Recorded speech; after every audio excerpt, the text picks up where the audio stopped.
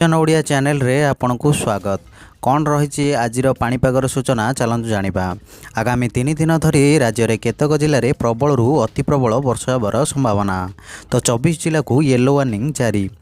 ଆହୁରି 3 ଦିନ ପ୍ରବଳ ବର୍ଷିବ। ତ ପୂର୍ବ କେନ୍ଦ୍ରୀୟ ବଙ୍ଗୋପସାଗର ପାର୍ଶ୍ୱବର୍ତ୍ତୀ म्यांमार ଉପକୂଳରେ ଏକ ଘୂର୍ଣ୍ଣିବଳୟ ସକ୍ରିୟ ରହିଛି। ଏହାର ପ୍ରଭାବରେ ଆଗାମୀ 72 ଘଣ୍ଟା ମଧ୍ୟରେ ଉତ୍ତର ପଶ୍ଚିମ ବଙ୍ଗୋପସାଗରରେ ଏକ ଲଘୁଚାପ କ୍ଷେତ୍ର ସୃଷ୍ଟି ହେବାର ସମ୍ଭାବନା ରହିଛି।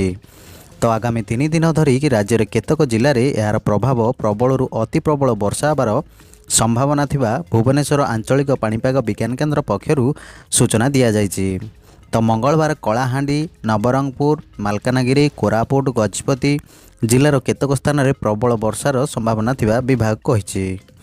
ଏହିସବୁ ଜିଲ୍ଲାରେ 7ରୁ 11 ସେଣ୍ଟିମିଟର ପର୍ଯ୍ୟନ୍ତ ବର୍ଷାର ସମ୍ଭାବନା ରହିଛି।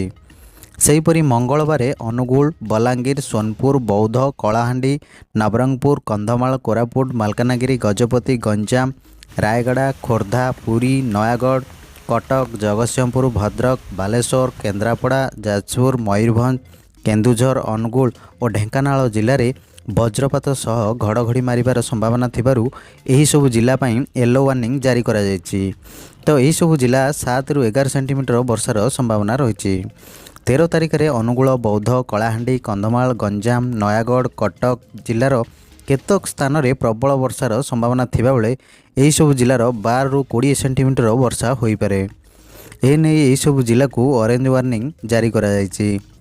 ସେହିପରି 14 ତାରିଖରେ କଳାହାଣ୍ଡି, କନ୍ଧମାଳ, ଗଜପତି, ନୟାଗଡ଼, ଖୋର୍ଦ୍ଧା ଓ ପୁରୀ ଜିଲ୍ଲାର କେତେକ ସ୍ଥାନରେ 12ରୁ 20 ସେଣ୍ଟିମିଟର ବର୍ଷାର ସମ୍ଭାବନା ଥିବାରୁ ଏହିସବୁ ଜିଲ୍ଲା ପାଇଁ ମଧ୍ୟ ଅରେଞ୍ଜ ୱାର୍ଣ୍ଣିଂ ଜାରି କରାଯାଇଛି।